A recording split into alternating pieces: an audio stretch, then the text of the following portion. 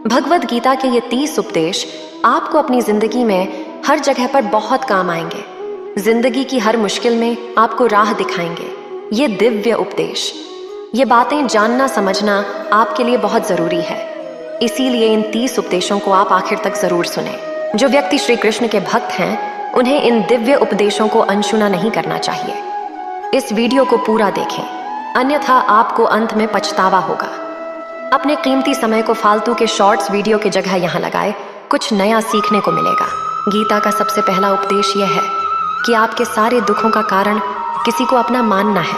आप कभी गौर करना, आपकी जिंदगी के सारे दुख, सारी तकलीफें, सारी चिंताएं वहीं से आती हैं जहां आपका अपनापन होता है कि ये मेरा है, ये मेरा अपना है। वहीं से आपकी जिंदगी में दुख आना शुरू हो जाते हैं। एक व्यक्ति के पास एक बहुत बड़ा महल था। उसने जिंदगी भर की सारी संपत्ति लगाकर उस महल को बनाया था। आसपास के शहरों के कई लोग उसके महल को देखने आते थे। कई बड़े बड़े सेठ उसके महल को खरीदने की कोशिश करते थे, और वो महल उसका अहंकार था, उसके जीने की वजह था। उसका उस महल में बहुत मोह था। एक दिन उसके महल में आग लग गई और वो कहीं बाजार गया हुआ था।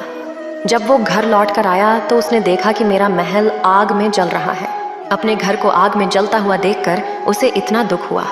उसने कहा, अगर ये महल नहीं रहेगा तो मैं भी जिंदा नहीं रहूंगा। अगर मेरा महल ही जल रहा है तो मैं जी के क्या करूंगा।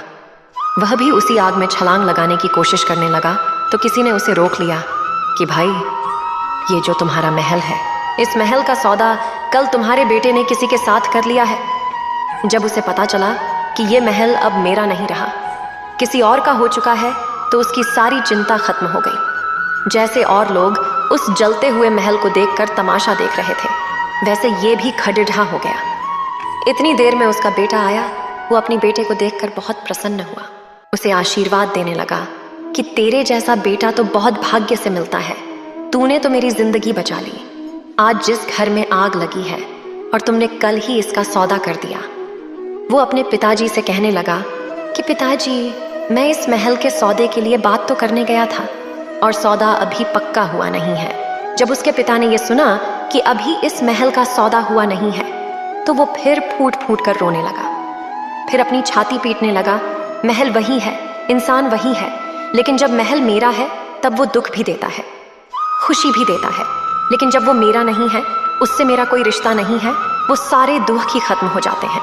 ऐसे ही जिंदगी में जब किसी जगह को, किसी इंसान को, किसी रिश्ते को, किसी काम को हम अपना मान लेते हैं, मेरा मान लेते हैं, तो वहीं से ही सारे दुखों की शुरुआत होती है, वहीं से हर तकलीफ की शुरुआत होती है।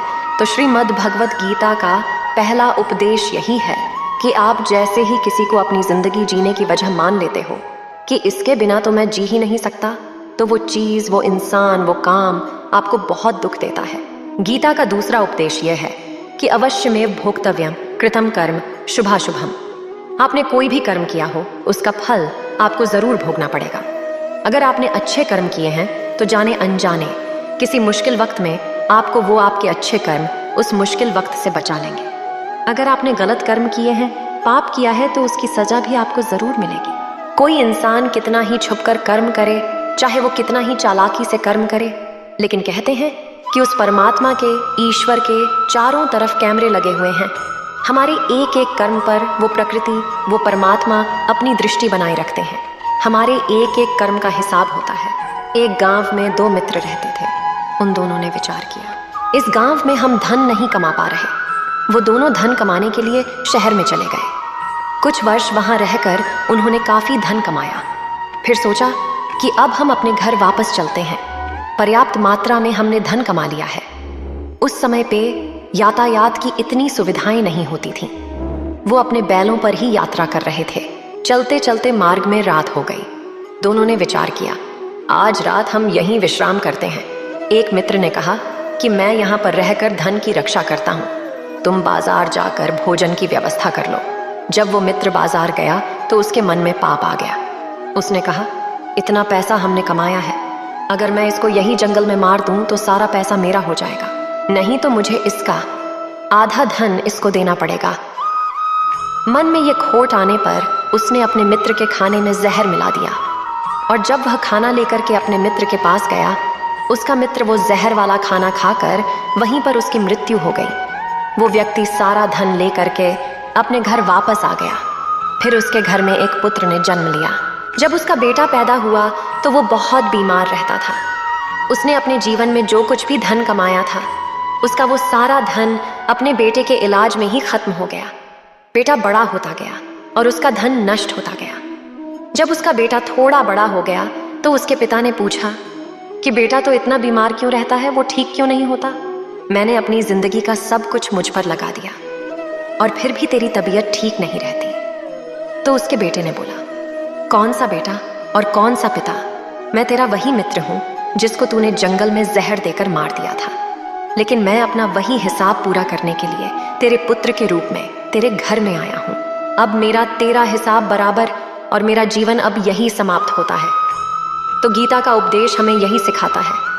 कोई अपने आप को कितना भी चालबाज समझता हो, होशियार समझता हो, लेकिन अगर उसने गलत कर्म किया है, चाहे आज नहीं तो कल उसे उसका फल भोगना ही पड़ेगा। कोई भी व्यक्ति अपने किए हुए कर्म से बिना उसको भोगे कभी छूट नहीं सकता। गीता का तीसरा उपदेश है कि आज में जियो, कल की चिंता करना छोड़ दो। जो भी व्यक्ति अपने बीते हुए कल या अपने आने वाले कल में खोया रहता है, वह जिंदगी में कभी खुश नहीं रह सकता। आपको जिंदगी में खुशी सिर्फ और सिर्फ तब मिल सकती है जब आप वर्तमान में जी सकें, आज के आनंद को जी सकें। बीते हुए कल का और आने वाले कल का कोई वास्तविक अस्तित्व नहीं होता। वह सिर्फ आपकी बुद्धि और आपके विचारों में होता है। उसकी कोई वास्तविकता नहीं होती। उसे सिर्फ आप अपने मन के अंदर और बुद्धि के अंदर जीते हैं, लेकिन जिसे आप वास्तविकता में जीते हैं वह आपका आज होता है, वो आपका चल रहा पल होता है। अगर आप अपने मन और बुद्धि को अपनी कल में अटका के रखेंगे, अपने भूतकाल और भविष्यकाल में अटका के रखेंगे, तो याद रखना आप कभी खुश नहीं रह पाएंगे। और अगर जिंदगी में खुश रहना चाहते हैं तो आज में और इसी पल में जीना सीखें।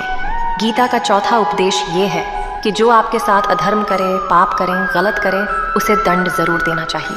अगर आप उसे सहते हैं तो वो आपके साथ और गलत करता है। अगर आप उसे सहते हैं तो उसके पाप में आप भी भागीदार हो जाएंगे। अर्जुन श्री कृष्ण से कहने लगा कि जिनसे मैं युद्ध करने जा रहा हूँ, ये सब मेरे भाई हैं, मेरे गुरुजन हैं। इनके सामने कैसे हथियार उठाऊं, इनको कैसे मारूं?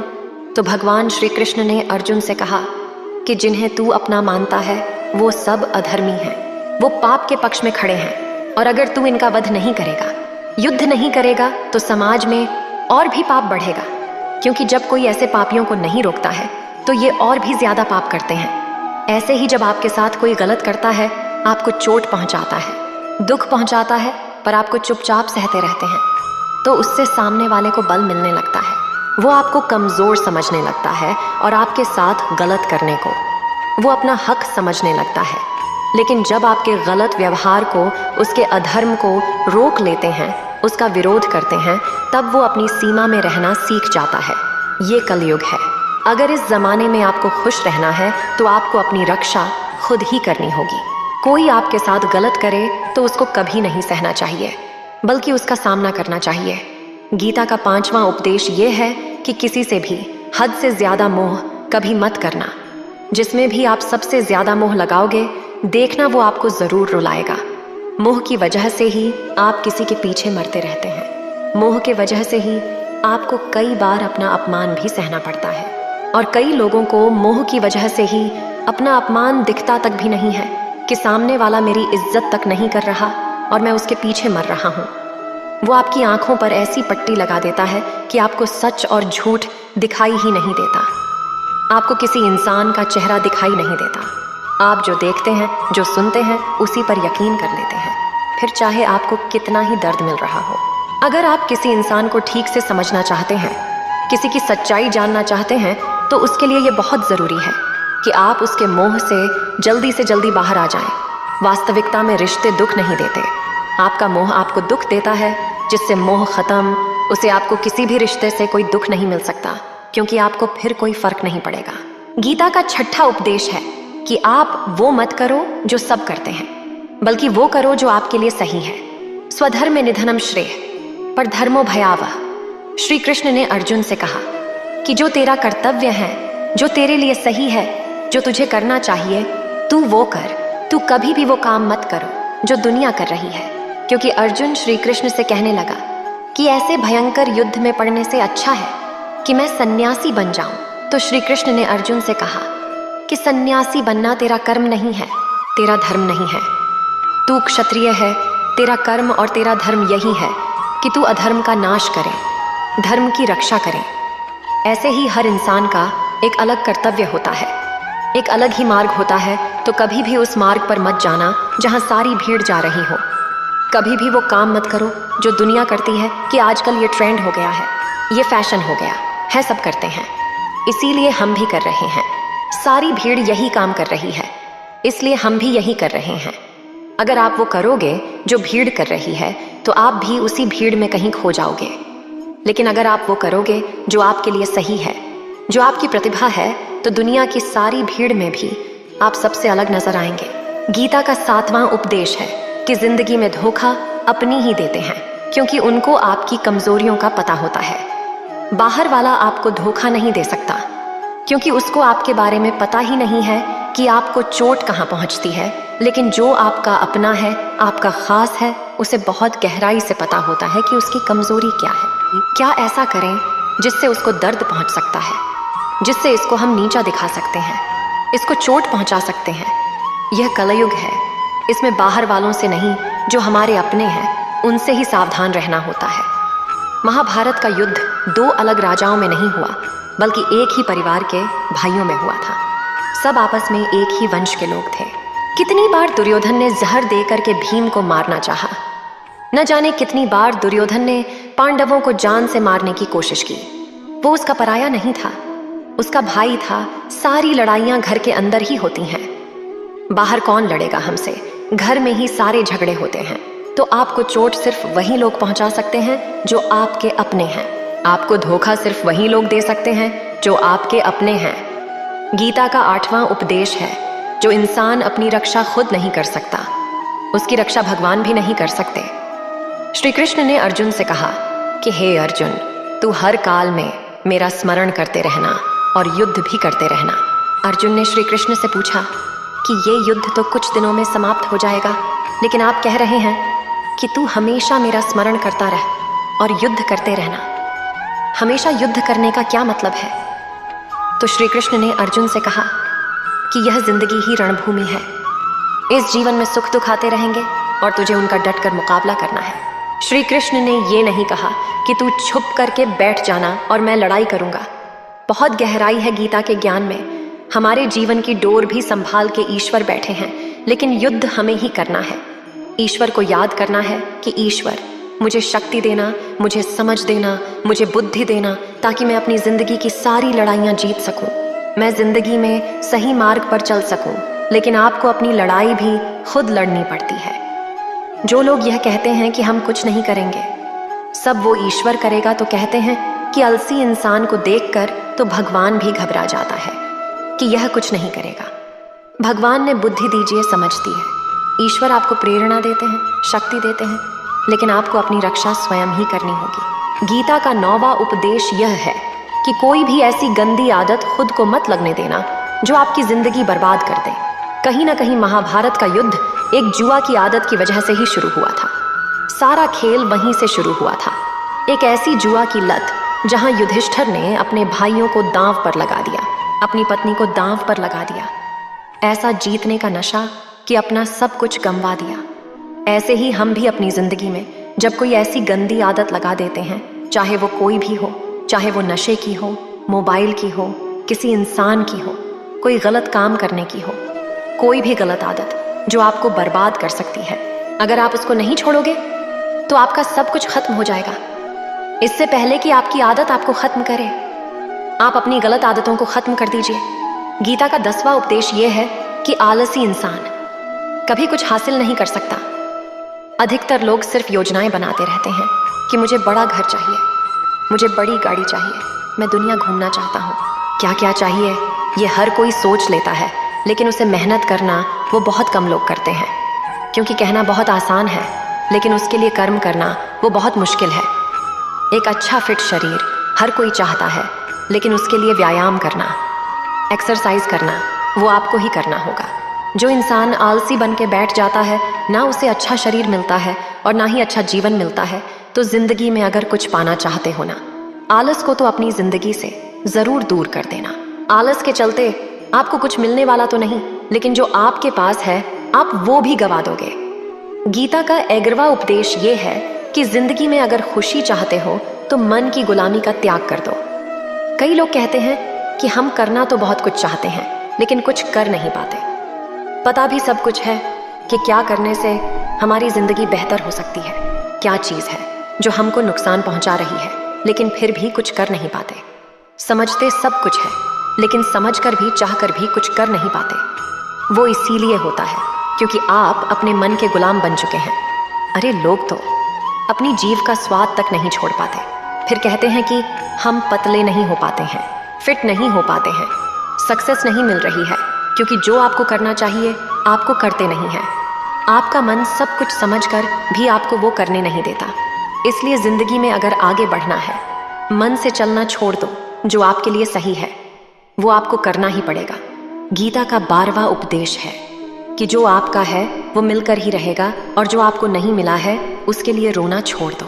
आप जिसके लिए जितना रोगे वो चीज आपसे उतना दूर जाएगी, और जो चीज सच में आपकी है वो कहीं ना कहीं से आपके पास जरूर पहुंच जाएगी। इसलिए जो आपको जिंदगी में हासिल नहीं हो रहा या हासिल नहीं हुआ, उसका पछतावा करना, उसके लिए रोना आप बिल्कुल बंद कर दो। गीता का 13वां उपदेश यह है कि आप संसार से जितना प्रेम लगाओगे उतना ही जीवन में दुख और पीड़ा का अनुभव करोगे। गीता का 14वां उपदेश यह है कि जिस इंसान को बात बात पर क्रोध आता है, सुख और शांति उसके जीवन में कभी नहीं आ सकते। क्योंकि जो इंसान बहुत ज्यादा क्रोधी होता है ना, उसके सारे मित्र उसे छोड़कर चले जाते हैं। वो अपनी मन में भी दर्द में ही जीता है, तकलीफ में ही जीता है। ज्यादा गुस्सा करके, ज्यादा क्रोध करके जो भी आपके पास है, देखना आप उसे भी नष्ट कर दोगे। और ऐसे इंसान को शांति तो कभी मिलने वाली नहीं है। इसलिए अपनी जिंदगी में शांति चाहते हो तो बात बात पर गुस्सा करना छोड़ देना चाहिए। गीता का 15वां उपदेश ये है कि चाहे आप किसी की मदद करो या ना करो, लेकिन जानबूझकर कभी किसी का दिल नहीं दुखाना चाहिए। क्योंकि जब किसी का दिल आपकी वजह से दुखता है तो याद रखना, आपको भी वो दर्द एक दिन जरूर मिलेगा। क्योंकि जब आप किसी का दिल दुखाते हैं तो आपको पता नहीं चलता, लेकिन जब कोई आपका दिल दुखा आता है तब आपको समझ में आता है कि दिल पर चोट लगने से कितना दर्द होता है। इसलिए चाहे आप किसी की मदद करो या ना करो, लेकिन किसी का दिल कभी नहीं दिखाना चाहिए। गीता का 16वां उपदेश है, जो मुश्किल वक्त में, जो दुख के समय में आपका साथ दे, सिर्फ वही आपका अपना है। बाकी सब पराए हैं। अपनेपन का नाटक करने वाले बहुत लोग होते हैं, बड़ी बड़ी बातें करने वाले बहुत लोग होते हैं कि हम आपसे बहुत प्रेम करते हैं। कोई भी दुख हो, कोई भी तकलीफ हो, हमें याद करना। लोग दुख उठाने की बात करते हैं, लोग आने जाने की बात करते हैं, हाथ मिलाना तो ठीक से नहीं जानते और दिल मिलाने की बात करते हैं। जब सच में आपकी जिंदगी में तकलीफ आएगी ना, तब आपको समझ में आ जाएगा कि आपका साथ देने के लिए कौन खड़ा है। क्योंकि उस समय पे सारे लोग भाग जाते हैं, क्योंकि लोगों को पता होता है कि ये व्यक्ति हमारे पास आया तो हमसे मदद ही मांगेगा, हम वो कुछ भी नहीं पाएगा। लोग आपसे सिर्फ तभी रिश्ता रखते हैं कि आप उन्हें कुछ दे सकते हैं, आपसे उन्हें कुछ फायदा हो सकता है। लेकिन जब लोगों को ये पता चल जाता है, समझ में आ जाता है कि उनको आपसे कोई फायदा नहीं होने वाला, बल्कि उनको आपकी मदद करनी पड़ेगी, तो वो आपको दूर से ही देख के भाग जाते हैं। इसलिए जो आपके मुश्किल वक्त में आपके साथ खड़ा हो जाए, सिर्फ वही आपका अपना होता है। बाकी इस दुनिया में सब पराए हैं, क्योंकि सिर्फ अपना अपना कह देने से कोई अपना नहीं हो जाता। गीता का 17वां उपदेश यह है कि जो कुछ भी होता है अच्छे के लिए होता है, जो हो रहा है वह भी अच्छे के लिए हो रहा है, और जो आने वाले भविष्य में होगा वो भी अच्छे के लिए होगा। हालांकि ये बहुत गहरी बातें हैं। कुछ चीज़ें ज़िंदगी में ऐसी होती हैं जो हमें लगता है कि मेरे साथ ही ऐसा क्यों हुआ, मेरे साथ ही होना था ये सब। लेकिन जब वो वक्त गुजर जाता है, एक दिन हमको समझ आता है कि अगर हमारे साथ ये सब नहीं होता तो आज हम इस मुकाम पर नहीं होते। अगर मेरे साथ ये सब नहीं होता हो, शायद हमारी ज़िंदगी और भी बर्बाद हो सकती थी। इसलिए अगर हमको ये समझ में आ जाए कि ज़िंदगी में जो कुछ भी हो रहा है वो सब अच्छे के लिए हो रहा है तो हम जीवन में हमेशा खुश रहेंगे। गीता का 18वां उपदेश है कि हर काम को समझदारी से करना ही योग होता है। योग कर्मसु कौशलम। कई लोग काम तो करते हैं लेकिन उन्हें हासिल कुछ नहीं होता। बहुत लोग कहते हैं कि हम बहुत मेहनत करते हैं, तब भी जिंदगी में सफलता हासिल नहीं हो रही। बहुत कुछ करने से, बहुत मेहनत करने से आपको सफलता नहीं मिलेगी, लेकिन सही तरीके से समझ के साथ काम करने से आपको जिंदगी में सफलता जरूर मिलेगी। गीता का 19वां उपदेश है, कभी भी किसी भी चीज की अति नहीं करनी चाहिए। कोई भी चीज हद से ज्यादा मत करना। किसी से प्रेम भी हद से ज्यादा मत करना। किसी से नफरत भी हद से ज्यादा मत करना। हद से ज्यादा मीठा भी खराब, हद से ज्यादा कड़वा भी खराब, हद से ज्यादा आराम भी आपको बीमार कर देगा। हद से ज्यादा खाना भी आपको बीमार कर देगा। हद से ज्यादा भूखा रहना भी आपको नुकसान पहुंचाएगा, और हद से ज्यादा जागना भी आपको बहुत नुकसान पहुंचाएगा। वो जीवन को संतुलन के साथ जीना चाहिए। जैसे ही आप संतुलन खो देते हैं, वैसे ही आपके जीवन में दुर्घटना हो जाती है। गीता का 20वां उपदेश है कि जिसे आप सबसे ज्यादा महत्व दोगे, वह आपको कभी महत्व नहीं देगा। आपने कभी गौर किया कि आपका अपमान कौन लोग करते हैं? आपका अपमान सिर्फ वही लोग करते हैं जिसे आप सबसे ज्यादा महत्व देते हैं। दूसरों की इज्जत करना अच्छी बातें हैं, पर दूसरों की अगर बहुत ज्यादा इज्जत करोगे तो उनकी नजर में आपकी ही इज्जत खत्म हो जाती है। इसीलिए किसी को भी कभी भी अपना सब कुछ नहीं बनाना चाहिए कि तुम ही मेरे सब कुछ हो। जैसे ही आप किसी को सब कुछ बना लेते हैं अपना, तो आप उसके लिए कुछ भी नहीं रह जाते। इसलिए लोगों को इज्जत उतनी ही देनी चाहिए जितना वह हजम कर सके। हद से ज्यादा इज्जत देना आपकी ही बेइज्जती करवा सकता है। गीता का 21वां उपदेश है, अगर आप अपनी वैल्यू खुद नहीं करोगे तो कोई आपकी वैल्यू नहीं करेगा। आपको अपनी महत्वाकांक्षा और आत्मविश्वास को स्वयं विकसित करना चाहिए। यदि आप खुद को महत्वपूर्ण नहीं समझेंगे और अपनी क्षमताओं और योग्यताओं को समझने और मान्यता देने के लिए समर्पित नहीं होंगे, तो दूसरे लोग भी आपकी महत्वाकांक्षा को नहीं समझेंगे या आपकी सराहना नहीं करेंगे। आपको अपनी आत्मविश्वास और वैल्यू को स्वयं उन्नत करने की जरूरत होती है। गीता का 22वां उपदेश है कि किसी पर भी आंख बंद करके भरोसा मत करना। जैसे महाभारत की कथा में दुर्योधन ने कितनी बार षड्यंत्र करके पांडवों को मारने की कोशिश की, आग में जलाने की कोशिश की, और वो धर्म पर चलने वाले लोग बार बार उसकी बातों में आ जाते थे। ये बात और है कि ईश्वर उनकी रक्षा कर रहे थे, और जिसे वह अपना भाई समझ रहे थे, जिसे वो अपना सगा समझ रहे थे, जिस पे वो भरोसा कर रहे थे, वही उनकी मृत्यु करवाना चाहता था। इसीलिए भरोसा करते समय अपनी आंखें जरूर खुली रखना। गीता का 23वां उपदेश है, जिसके साथ सत्य और ईश्वर की शक्ति है। चाहे सारी दुनिया उसके खिलाफ हो जाए, लेकिन अंत में जीत उसी की होती है। श्रीमद् भगवत गीता में 18 अध्याय है, 700 श्लोक है। गीता का आखिरी श्लोक है, यत्र योगेश्वरः कृष्णो यत्र पार्थो धनुर्धरः तत्र श्रीर्विजयो भूतिर्ध्रुवा नीतिर्मतिर्मम।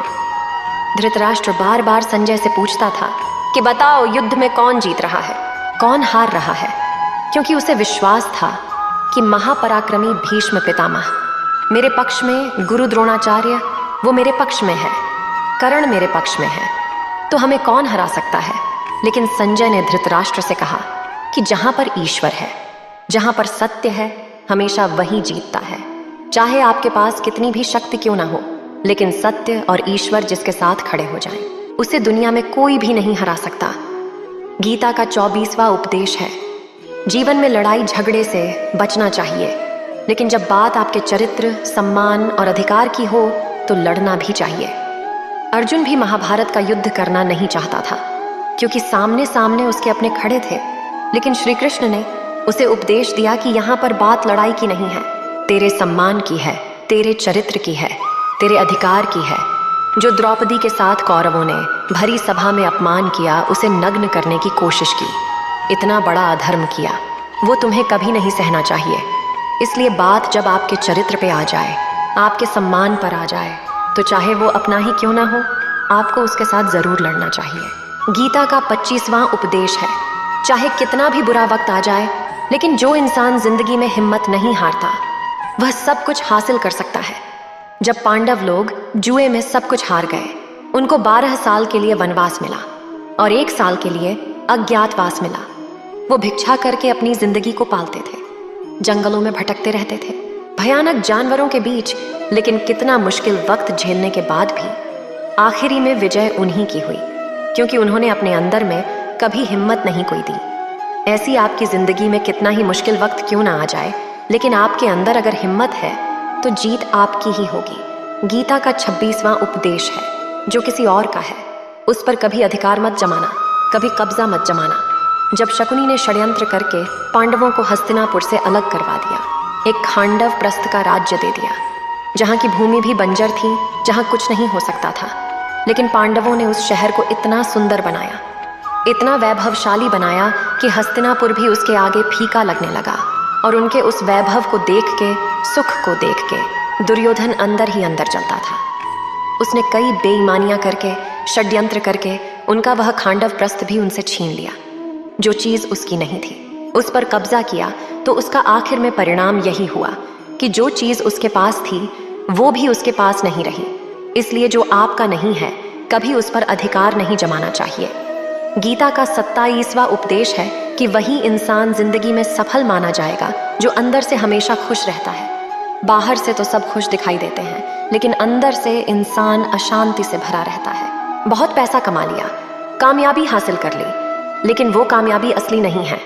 असली कामयाबी तब मानी जाएगी जब आपका मन खुश रहता हो। गीता का 28वां उपदेश है कि आप जैसा अन्न खाओगे वैसा ही आपका मन और आपकी बुद्धि होगी। आप वैसा ही कर्म करोगे, वैसा ही आचरण करोगे। सात्विक अन्न खाओगे तो आपका मन भी सात्विक होगा, सात्विक व्यवहार भी करोगे, सोच भी आपकी अच्छी होगी। तमोगुणी और रजोगुणी आहार करोगे तो आपकी बुद्धि भी वैसी होगी, आपका काम भी वैसे करोगे। श्री कृष्ण में भगवत गीता में सात्विक, राजसी और तामसी, इन तीनों आहारों का विस्तार से वर्णन किया है कि क्या खाना चाहिए, क्या नहीं खाना चाहिए। पर सार यही है जो मनुष्य सात्विकता से भोजन करता है, सात्विक भोजन करता है, उसे जीवन में शांति और सुख जरूर मिलते हैं। गीता का 29वां उपदेश है कि बुरा इंसान कभी अपनी बुराई नहीं छोड़ेगा, चाहे आप उसके साथ कितना भी अच्छा चलो, वो आपको तकलीफ देगा ही देगा। इसलिए जो जैसा है आप उसके साथ वैसा ही व्यवहार करो। बुरे इंसान के साथ आप कितना भी अच्छा बन जाओ, वो कभी भी अच्छा नहीं बनने वाला। दुर्योधन जंगल में पांडवों को मारने के लिए गया था, लेकिन वहां पर भीलों ने दुर्योधन को पकड़ लिया। उसका मित्र कर्ण भी उसे छोड़कर भाग गया। वह भील दुर्योधन को मार देना चाहते थे, लेकिन युधिष्ठिर अपने भाई की रक्षा करने के लिए वहां पहुंच गया। उसके जीवन की रक्षा की, लेकिन उसके बाद भी वह हमेशा पांडवों का नुकसान ही करता रहा। इसलिए अगर कोई नुकसान बुरा है, उसके साथ हम ज्यादा अच्छा बनने की कोशिश मत करो। जो जैसा है आप उसके साथ वैसा ही व्यवहार करो। गीता का 30वां उपदेश है कर्मण्येवाधिकारस्ते मा फलेषु कदाचन माँ कर्म फल हेतुर्भूर्माते संगोस्त्व कर्मणि। इस श्लोक के अनुसार हमारा कर्तव्य कर्म करना है, लेकिन हमें कर्म फल पर ध्यान नहीं देना चाहिए। हमें केवल कर्म करने का अधिकार है, परिणामों पर हमारा अधिकार नहीं है।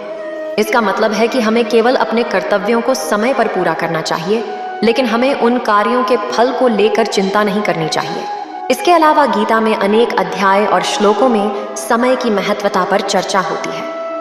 गीता का मुख्य संदेश है कि हमें अपने कर्तव्यों को ईमानदारी से और समय पर पूरा करना चाहिए और उन कार्यों के फल को ईश्वर की इच्छा में समर्पित करना चाहिए। प्रयत्नाद्यतमानस्तु योगी संशुद्ध किल्बिषा अनेक जन्म संसिद्धस्ततो याति परांगतिम। इस श्लोक में कहा गया है कि योगी जो समय समय पर उच्च साधना करते हैं, वे अपने मन को शुद्ध करते हैं और बहुत सारे जन्मों के साधना से संपन्न होते हैं। वे तभी अपने उद्देश्य को प्राप्त करते हैं। इससे स्पष्ट होता है कि समय पर साधना और नियमितता के माध्यम से हम अपने लक्ष्य की प्राप्ति कर सकते हैं। जो इंसान अपने कामों को समय से खत्म नहीं करता, समय की कद्र नहीं करता, उसकी जिंदगी का सारा समय व्यर्थ में ही समाप्त हो जाता है, क्योंकि समय ही आपका जीवन है। अगर आप समय को व्यर्थ ही नष्ट करते रहेंगे, व्यर्थ के कामों में गंवा देंगे, तो आपको जीवन में कुछ भी हासिल नहीं होगा। अगर कुछ जिंदगी में पाना चाहते हो तो समय की कदर जरूर करना। जो भी व्यक्ति गीता के इन 30 उपदेशों को रोज सुनेगा, समझेगा, तो जिंदगी की कितनी भी मुश्किल से मुश्किल घड़ी क्यों ना आ जाए, उसे ऐसे मुश्किल समय में भी रास्ता जरूर मिल जाएगा। उम्मीद है आप सभी को यह वीडियो अच्छी लगी होगी। अगर आप कृष्ण के सच्चे भक्त हैं तो चैनल को सब्सक्राइब और वीडियो को लाइक करके कमेंट में जय श्री कृष्णा लिख दीजिए।